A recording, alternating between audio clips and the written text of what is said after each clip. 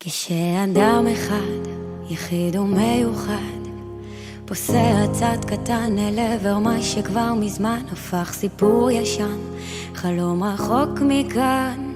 פוסע צעד קטן, נושא את הבלתי יאומן מכל האנשים ובין אלפי דעות.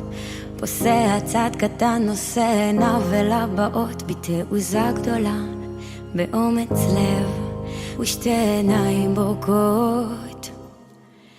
וזה מתחיל בצעד, זה מתחיל בחלום, זה מתחיל באזור בבטן שתמיד ממשיך לנשום.